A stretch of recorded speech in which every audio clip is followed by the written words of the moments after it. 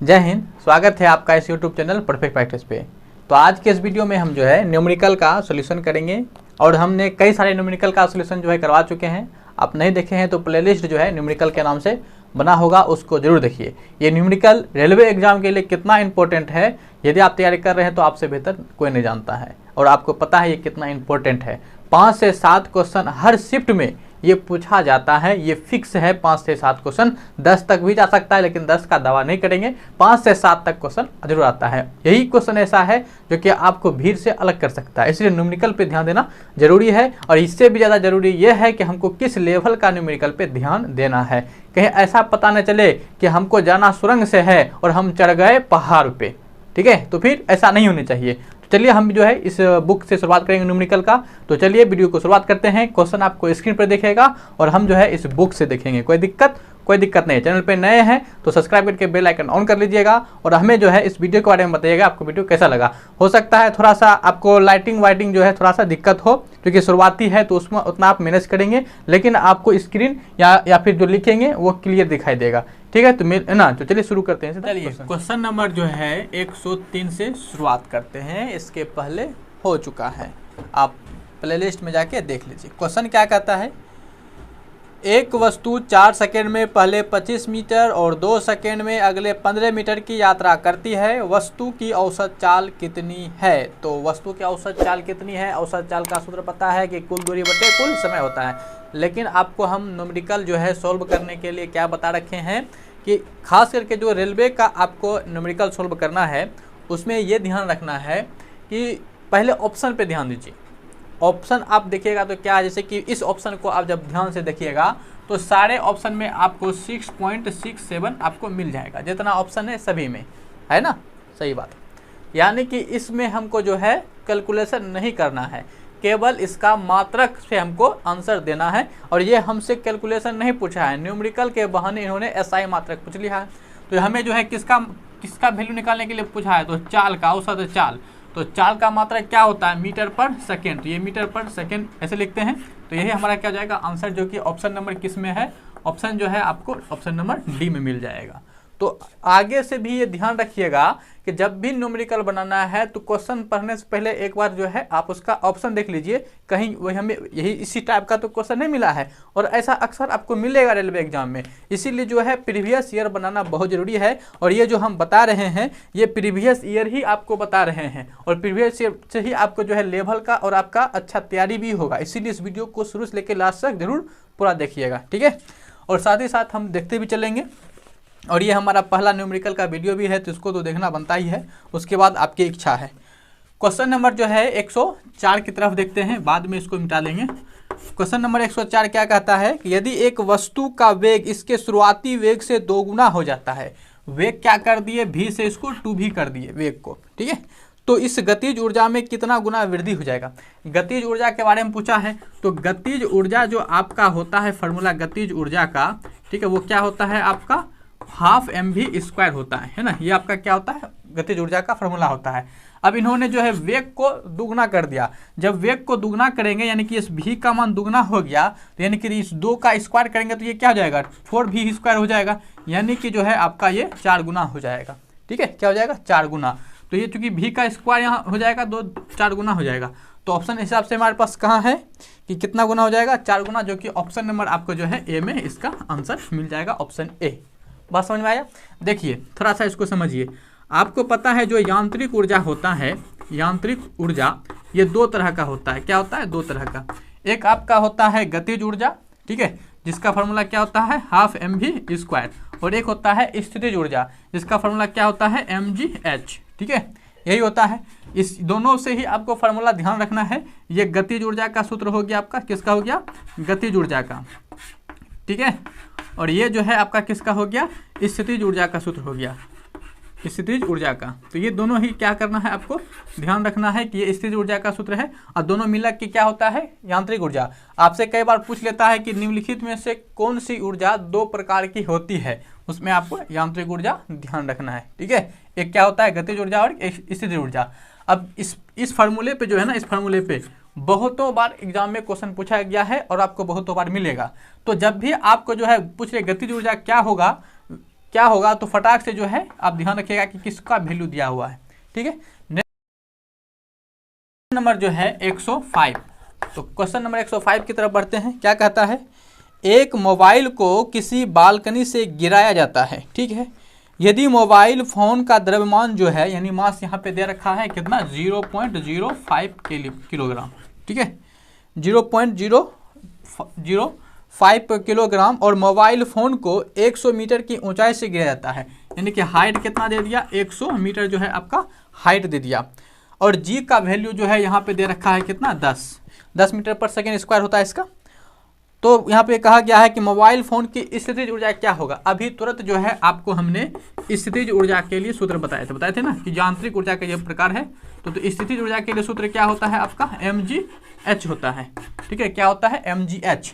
m का value कितना है, 0.5। g का वैल्यू कितना है, ऑटोमेटिक ये 10 ही होगा, ये तो बपोती है खैर, है ना। और h का वैल्यू कितना है, 100 होगा। तो इस हिसाब से ये क्या हो जाएगा, कैंसिल। और इस तरह से मेरे पास कितना आ जाएगा, 500, जो कि ऑप्शन कहाँ पे आपको मिल जाएगा, 500 ऑप्शन जो है आपको ऑप्शन डी में मिल जाएगा। ठीक है, कहाँ, डी में। ठीक है, किसमें, डी में। तो इस 105 का डी हो जाएगा। ऊर्जा का मात्रक जूल होता है, इसलिए जूल हो जाएगा। ठीक है, ऊर्जा का तो और भी मात्रक होता है, कैलोरी भी होता है। ठीक है ना, तो ये ध्यान रखिएगा। तो इस तरह से ध्यान रखना है। mgh इसका क्या हो जाएगा, ये थोड़ा सा इसको और भी आप चाहे समझाने के लिए तो समझ लीजिए। देखिए, स्थितिज ऊर्जा किसके ऊपर निर्भर करता है, ऊंचाई पर। ठीक है, किसके ऊपर, ऊंचाई के। तो स्थितिज ऊर्जा जो है आपका जो पोटेंशियल एनर्जी है, ये आपका क्या होता है, आपका जो mgh है। ठीक है, जी तो यहाँ पे कांस्टेंट है, जी कांस्टेंट है, जिसकी वैल्यू 10 होगा, या फिर क्वेश्चन में यदि 9.8 कहेगा तो वो लेंगे। और m वैल्यू दिया रहेगा ऊंचाई h पर, h पे भी डिपेंड करता है। यानी कि ऊंचाई यदि बढ़ेगा, ऊंचाई को यदि बढ़ाया जाए, ठीक है, ऊंचाई को बढ़ाया जाए तो आपका जो पोटेंशियल एनर्जी है, यानी स्थितिज ऊर्जा है, उसकी मान भी बढ़ेगा। तो जो वस्तु जितना ऊंचा होगा उसमें जो है उतना ही अधिक क्या होगा, स्थितिज ऊर्जा होगा, और जितना कम नीचा रहेगा उसका स्थितिज ऊर्जा उतना ही कम होगा। ठीक है, तो ये ध्यान रखिएगा। एच के बारे में कई बार इस पर क्वेश्चन पूछता भी है कि कोई वस्तु को, है ना, इतना ऊंचा है, इतना ऊंचा। जैसे कि मान लिया जाए कि ये इस तरह का हमने कोई दीवार बना दिया, इसमें 2-3 लेवल दे दिए। ठीक है, एक वस्तु जो है यहाँ ऊपर में है ए, और दूसरा बी यहाँ पे है, सी यहाँ पे है। आपसे पूछ लेंगे कि सबसे अधिक ऊर्जा किस में होगा, स्थितिज ऊर्जा, तो किस में होगा, ए में। और सबसे कम किस में होगा, तो सबसे कम ऊंचाई किसका है, सी का। तो सी में सबसे कम होगा, क्योंकि इसकी ऊंचाई कम है, इसकी ऊंचाई अधिक है। ठीक है ना, क्योंकि ऊंचाई के समानुपाती होता है, इसीलिए। क्वेश्चन नंबर 106 क्या कहता है कि 70 kg का एक आदमी 50 न्यूटन के बल से 50 किलोग्राम के आदमी को धक्का देता है। ठीक, 50 किलोग्राम वाले आदमी ने दूसरे व्यक्ति को कितना बल से धकेला, तो कितना बल से धकेलेगा। यहाँ पे जो है धक्का वाला बात आ गया, यहाँ पे क्या आ गया, धक्का वाला बात। ठीक है, धक्का वाला बात क्या आ गया, पता है कि यदि कोई वस्तु है, ठीक है, कोई वस्तु है, यदि आपको पता है यदि कोई वस्तु है, यदि इस वस्तु को जो है हम जितना बल लगाएंगे इस पे, जैसे कि यहाँ पे जो है 50 न्यूटन का बल लगा रहा है पहला व्यक्ति जो है, ठीक है, तो पहला व्यक्ति जो है 50 न्यूटन का बल लगा रहा है इस व्यक्ति पर। तो ये व्यक्ति भी, ये मान लिया जाए कि दूसरा व्यक्ति है, और ये आपका जो है ये पहला व्यक्ति है। तो पहला व्यक्ति यदि इस पे 50 न्यूटन का बल लगा रहा है, तो दूसरा व्यक्ति भी क्या करेगा, इसका 50 न्यूटन का ही बल लगाएगा। न्यूटन का जो आपका तीसरा नियम है उसके हिसाब से, है ना, प्रत्येक क्रिया के बराबर विपरीत प्रतिक्रिया होती है। तो इस हिसाब से क्या होगा, द्रव्यमान कुछ भी हो उससे फर्क नहीं पड़ता, लेकिन बल उतना ही लगेगा। ठीक है, तो ये क्या होगा कि जितना जो है, यदि ये जो है लगा रहा, चौक टूट गया है ना, चौक से पढ़े ना, या बहुत पहले पढ़े होंगे बच्चे में, हम उम्मीद है, और आजकल के बच्चे को शायद पता नहीं नसीब होता है कि नहीं। हाँ, तो क्या बोल रहे थे कि यदि इस पे 50 न्यूटन का लगा रहा है बल, तो ये भी क्या करेगा, 50 न्यूटन से ही इसको प्रतिक्रिया बल लगेगा। तो ऑप्शन हमारा क्या हो जाएगा, 50 न्यूटन ही इसका हो जाएगा according to Newton third's law, है ना। चलिए, न्यूटन के तीसरा नियम, 3 नियम है ना। नंबर 107, तो क्वेश्चन नंबर 107 क्या है कि जब 8 किलोग्राम द्रव्यमान की किसी वस्तु पर कोई सतत बल 2 सेकेंड कार्य करता है, तो यह वस्तु के वेग को 4 मीटर पर सेकेंड से 9 मीटर पर सेकेंड तक बढ़ा देता है। बल का, लगाए गए बल का परिमाण ज्ञात कीजिए। देखिए, m का वैल्यू दे रखा है कितना, 8 किलोग्राम। अब यहाँ पे क्या कह रहा है, यहाँ पे कह रहा है आपका 2 सेकेंड, ठीक है। तो टाइम कितना हो गया आपका 2 सेकेंड, आपका क्या हो गया टाइम। कह रहा है क्या कि वस्तु के वेग को जो है 4 से 9 कर देता है, यानी कि u की वैल्यू तो आपका हो गया 4 मीटर पर सेकेंड, और जो v का वैल्यू हो गया यानी कि अंतिम वेग हो गया वो 9 मीटर पर सेकेंड हो गया, ठीक है। अब कह रहा है कि बताइए बल कितना होगा, ठीक है, बल कितना होगा, बल का परिमाण बताना है, यानी कि F हमको निकालना है। बराबर क्या होता है फार्मूला, आप यही निकालना है, ठीक है। तो F बराबर आपको पता है कई सारा फार्मूला होता है, जिसमें F बराबर ma भी होता है, और F बराबर ma से यहाँ से क्या निकल जाएगा, और A क्या है आपका त्वरण है, तो F बराबर ma होता है, और A बराबर फिर क्या होता है आपका, है ना, त्वरण बराबर क्या होता है, वेग परिवर्तन की दर को हम क्या कहते हैं त्वरण, यानी कि A बराबर हमारा ये भी होता है, ठीक है। इसी को जो है आप इस तरह से भी लिख सकते हैं, इसी को जो है आप इस तरह से भी लिख सकते हैं dv/dt, ठीक है, इस तरह से भी लिखा जा सकता है। तो चलिए बैठाते हैं, तो हमको F निकालना है, ठीक है। M का वैल्यू कितना है 8 kg, तो 8, और जो है आपके पास त्वरण यानी कि देख लीजिए कितना परिवर्तन हो रहा है v - u, तो v कितना है 9, 9 में से 4 गया कितना 5, टाइम कितना है 2 सेकेंड, यहाँ से कैलकुलेट कर लीजिए कितना आ गया आपका ये 20 न्यूटन, क्योंकि बल का मात्रा क्या होता है न्यूटन, इसलिए 20 न्यूटन इसका क्या जाएगा आंसर, जो कि ऑप्शन आपका कहाँ पे है, ऑप्शन जो है आपका सी में। तो 7 का क्या हो जाएगा 107 का सी हो जाएगा इसका आंसर। समझ में आ गया होगा, ठीक है। तो फार्मूला का टोटल कमाल है, तो फार्मूला तो ध्यान रखिएगा, नहीं तो इतना वीडियो पे है ना, इतना जो है क्वेश्चन सब पे रिपीट हुआ है कि आपको ऑटोमेटिक याद हो जाएगा, बशर्ते कंडीशन है कि आप वीडियो को पूरा देखिएगा, ठीक है। तो चलिए 108 जो है क्वेश्चन नंबर आते हैं। क्या कहता है कि बंदूक से 12 ग्राम की गोली दागी जाती है, गोली को बैरल से बाहर निकलने में 0.006 सेकेंड लगते हैं, ठीक है। तो यहाँ पे जो है m का वैल्यू कितना हो गया 12 ग्राम, छोटी जो गोली होता है उसका कितना हो गया 12 ग्राम। अब यहाँ पे कह रखा है कि समय कितना लग रहा है, तो समय आपको लग रहा है 0.006 सेकेंड, ठीक है, 0.006 सेकेंड लग रहा है। और साथ ही साथ कह रहा है कि उसकी गति जो है यानी v जो है आपका 600 मीटर पर सेकेंड है, तो 600 मीटर पर सेकेंड है। बंदूक द्वारा गोली पर आरोपित बल कितना होगा, यानी कि आपको बल निकालना है F।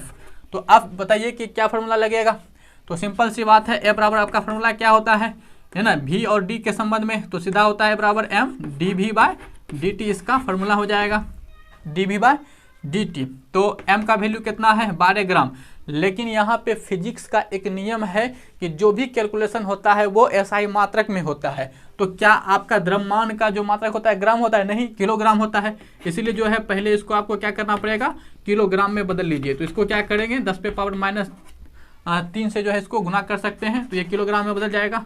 तो m का वैल्यू हो गया 12 गुना 10⁻³ गुना dv कितना हो गया आपका ये वेग 600, तो गुना 600 हो जाएगा, और dt यानी कि समय कितना हो गया आपका 0.0 सेकेंड, ये सेकेंड में है, और समय का तो मात्रक सेकेंड होता है, इसलिए इसको सेकेंड में रखेंगे। यदि मिनट में रहता तो उसको सेकेंड में बदलना होता है, क्योंकि फिजिक्स का नियम क्या है कि आपको सारा काम SI मात्रक में करना पड़ेगा।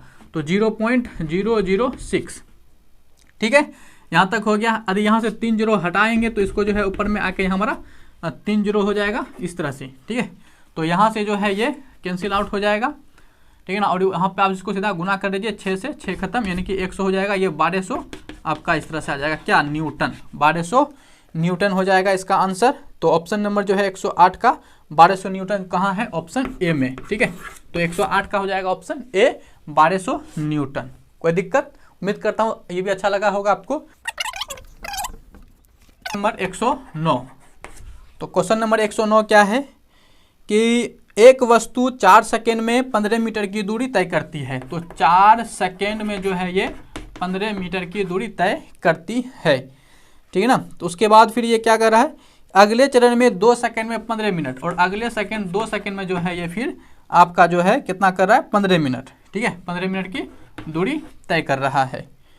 ये फिर कह रहे हैं कि उसकी औसत चाल बताइए, तो औसत चाल जो है आपको निकालना है, ठीक है, औसत चाल। तो औसत चाल क्या होता है, कुल दूरी, तो कुल दूरी कितना हो जाएगा 15 15 30 मीटर कुल दूरी हो जाएगा बटे कुल समय, तो कुल समय कितना हो जाएगा 6 सेकेंड, और हमको मात्रक में लेना है, यहाँ सब मात्रक में है, ये कितना आ जाएगा 5 औसत चाल मीटर पर सेकेंड, ठीक है।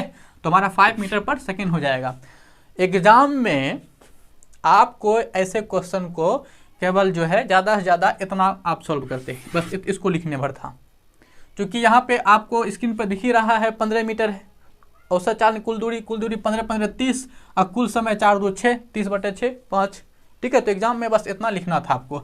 यहाँ पे हमने आपको समझाने के लिए इतना लिखा, लेकिन एग्जाम में इतना लिखने की आवश्यकता नहीं है, केवल इतना लाइन लिखने की आवश्यकता है। 5 लिखने की आवश्यकता नहीं है ये, क्योंकि आपको पता है 5 आएगा। ऑप्शन में चेक कीजिए ना, यहाँ क्यों लिख रहे हैं आप, समझे ना। इस तरह से आपको रणनीति बनाना है। की तरफ बढ़ते हैं। 110 क्वेश्चन नंबर क्या कह रहा है कि गतिज ऊर्जा को व्यक्त किया जाता है। तो यहाँ जो है आपसे गतिज ऊर्जा का फार्मूला पूछा है, और हमने आपको गतिज ऊर्जा का फार्मूला बताया क्या होता है, 12 mv²। साथ ही आपको हमने बताया कि जो स्थितिज ऊर्जा होता है, ठीक है, तो स्थितिज ऊर्जा का भी सूत्र क्या होता है, mgh होता है। और हमने कहा जिस भी वस्तु में ऊंचाई है उसमें क्या है, स्थितिज ऊर्जा है। जैसे कि सिर्फ लटका हुआ पंखा, चल नहीं रहा, लटका हुआ पंखा, उसमें कौन सा ऊर्जा होगा, स्थितिज ऊर्जा। अब जैसे कि ये चौक ऊंचाई पर है तो इसमें क्या है, स्थितिज ऊर्जा है। ठीक है, यदि कोई वस्तु मुक्त रूप से गिर रहा है तब उसमें जो होगा आपका गतिज ऊर्जा होगा। लेकिन यदि बोलिएगा चलता हुआ पंखा में किस में है, तो उसमें गतिज ऊर्जा और स्थितिज ऊर्जा दोनों है, क्योंकि वो पंखा जो है चल भी रहा है तो गति के कारण उसमें गतिज ऊर्जा, और चूंकि ऊंचाई पर है इसलिए उसमें स्थितिज ऊर्जा। तो जिसमें जो है ऊंचाई और गति दोनों रहेगा तो उसमें दोनों ऊर्जा रहेगा, और दोनों ऊर्जा को मिला के हम उसको क्या कहते हैं, यांत्रिक ऊर्जा। क्या कहते हैं, यांत्रिक ऊर्जा उसको कहते हैं। ठीक है, तो ये भी छोटा छोटा बात ध्यान रखिएगा। फार्मूला आपसे पूछा गया था। स्थितिज ऊर्जा का और भी सूत्र होता है, क्वेश्चन आएगा उसको बताएंगे।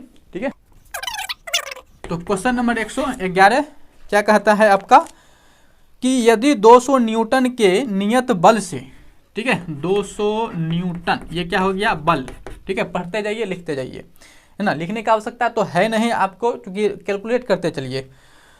ठीक है, क्वेश्चन क्या कर रहा है, 200 न्यूटन के नियत बल से लिफ्ट द्वारा किया गया क्या कार्य जो है 1000 जूल है। कार्य कितना है, 1000 जूल। कार्य को W दर्शाते हैं, 1000 जूल है।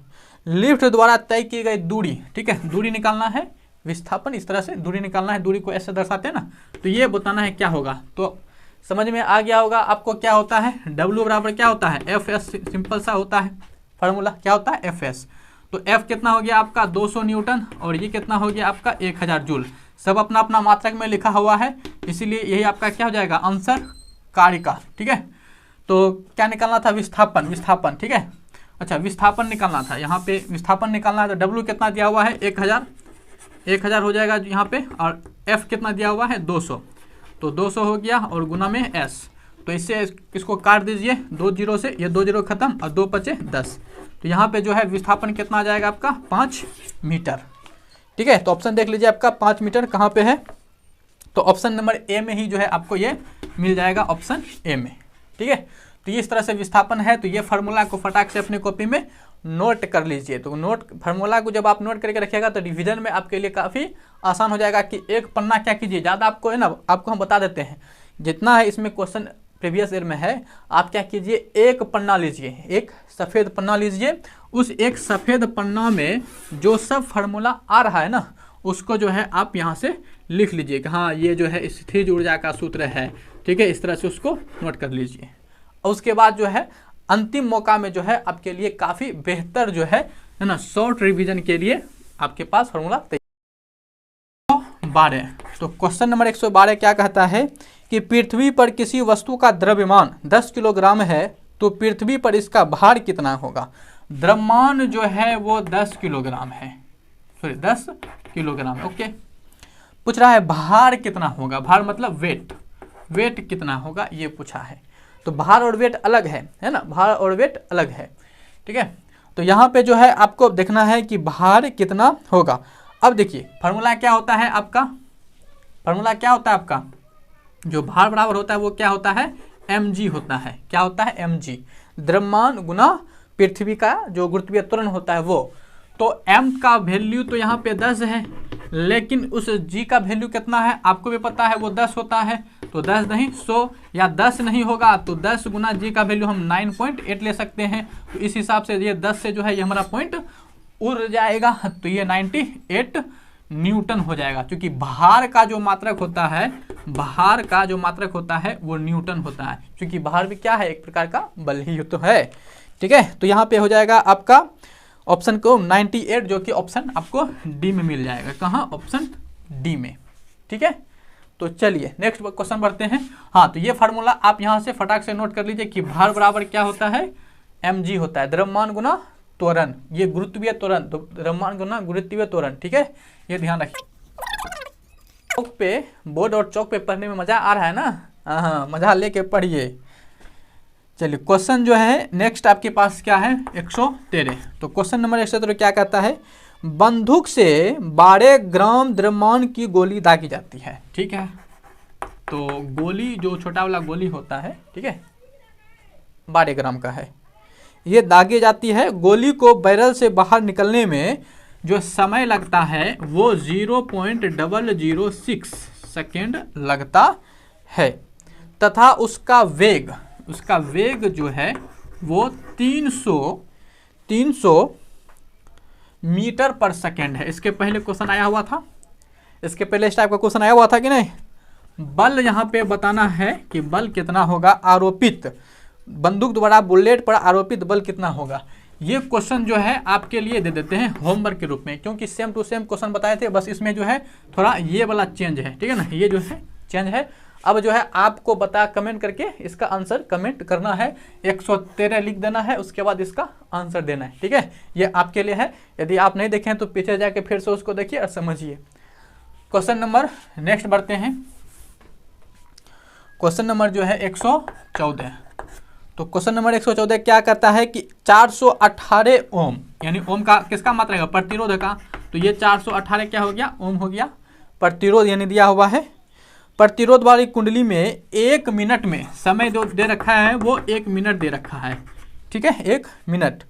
1 मिनट में 0.3 एम्पियर की धारा प्रवाहित होती है। तो धारा यानी कि आई कितना हो रहा है, 0.3 एम्पियर की धारा प्रवाहित हो रही है, ठीक है। तो उत्पन्न होने वाली तापीय ऊर्जा कितनी होगी, यानी जो है आपसे H का वैल्यू पूछा है कितना होगा, ठीक है, H का वैल्यू, ठीक है, कितना होगा, उसमें उष्मा का मान, उत्पन्न उष्मा का मान पूछना है कितना होगा। तो H बराबर क्या होता है, I स्क्वायर RT, क्या होता है, I स्क्वायर RT, ये फार्मूला होता है। इसको भी आप है ना सफेद पन्ना में नोट कर लीजिए, H बराबर I स्क्वायर RT। अब हमने क्या बताया, इस पर केवल फार्मूला बैठा दीजिए, लेकिन हमने क्या कहा कि ध्यान रखना है कि सभी अपने अपने मात्रक में है या नहीं। जैसे मिनट है, समय का मात्रक क्या होता है, सेकंड होता है, इसीलिए पहले इसको सेकंड में बदलेंगे तो ये क्या हो जाएगा, 60 सेकंड हो जाएगा। अब बाकी क्या कीजिए, आई स्क्वायर का गुना कीजिए, आई का वैल्यू कितना है, 0.3। तो जब 0.3 का आप क्या कीजिएगा, स्क्वायर कर दीजिए, आर का मान है 418 और यहाँ पे 60, ठीक है।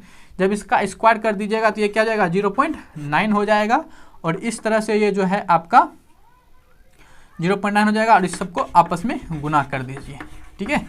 तो इसको सॉल्व कर लीजिएगा, आपके पास जो आंसर आएगा वो आ जाएगा, कोई बड़ी बात नहीं है, इससे उसको काट के सॉल्व कर लीजिए, इतना तो कर ही सकते हैं।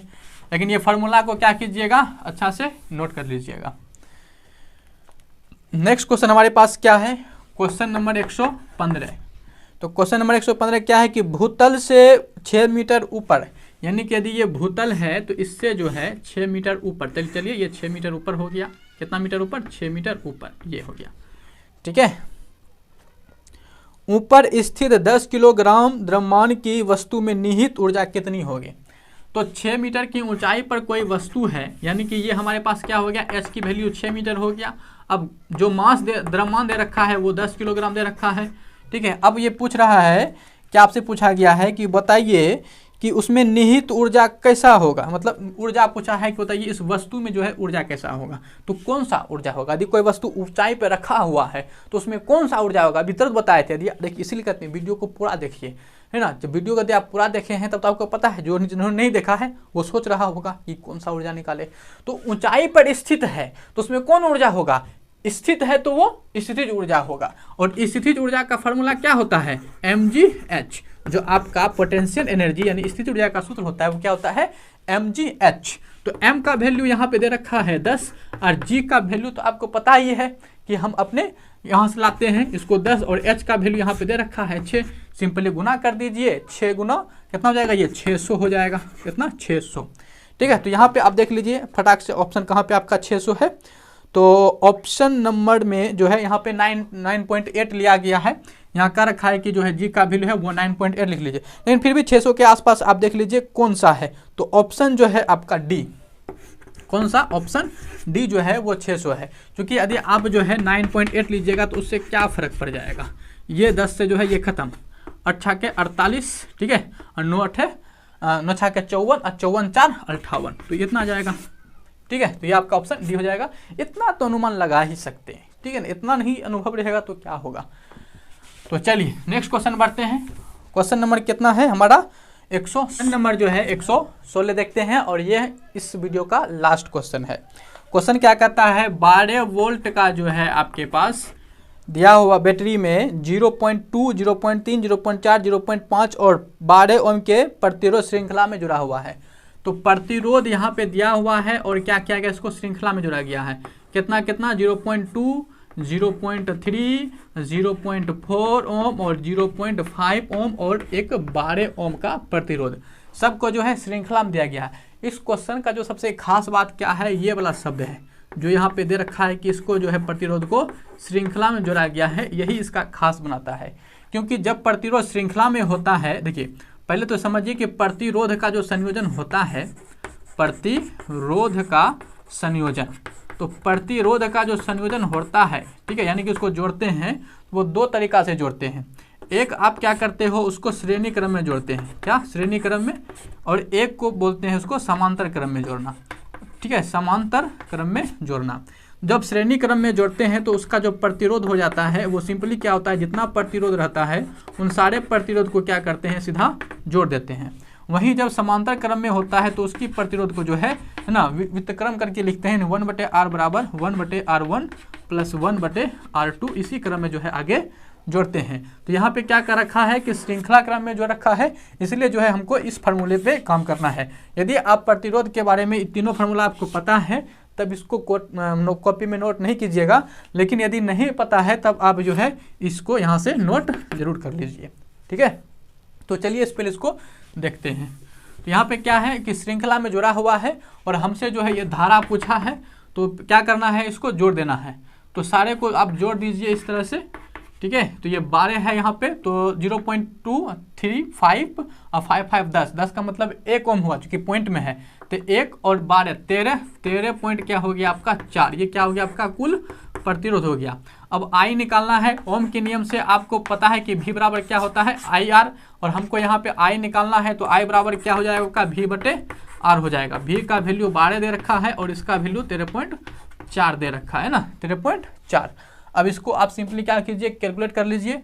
कैलकुलेट करने के बाद जो है सिंपल से आपका क्या आ जाएगा, ठीक है, थोड़ा सा कैलकुलेटिव है, उसको आप है ना काट छाँट के कैलकुलेट कर लीजिएगा। तो ये आपका आ जाएगा 0.895 एम्पियर, क्योंकि धारा का मात्रा क्या होता है, एम्पियर, इसलिए यहाँ पे एम्पियर आएगा, ठीक है ना। तो इस तरह से जो है आप इसको बना सकते थे। बहुत कम ऐसा होता है जिसमें कि हमको थोड़ा सा कैलकुलेट करना पड़ता है, नहीं तो नहीं के बराबर कैलकुलेट करना पड़ता है। और फार्मूला भी जो है सिंपल से फार्मूला पे ही न्यूमेरिकल रेलवे में पूछा जाता है। जब आप इस पूरे प्रीवियस ईयर को सॉल्व कर लेंगे तब आपको एक अच्छा अंदाजा मिल जाएगा, और कौन टीचर क्या बोल रहा है, क्या पढ़ा रहा है, नहीं पढ़ा रहा है, इसकी जो है जानकारी और पता जो है आपको अच्छा चल जाएगा। और क्या पढ़ना चाहिए, नहीं पढ़ना चाहिए, ये आप अच्छा से जान जाएंगे। लेवल का पता चल जाएगा तो फिर आपके लिए कोई भी जो है आपके रास्ता को नहीं भटका सकता है। तो उम्मीद करते हैं आपको यह हमारा वीडियो पहला प्रयास जो है अच्छा लगा होगा। तो वीडियो को सपोर्ट कीजिए, चैनल को सपोर्ट कीजिए। चैनल पर नए हैं तो सब्सक्राइब कर दीजिए, वीडियो को शेयर कीजिए, लोगों तक पहुँचाइए। मिलेंगे हम बहुत जल्द। जय हिंद।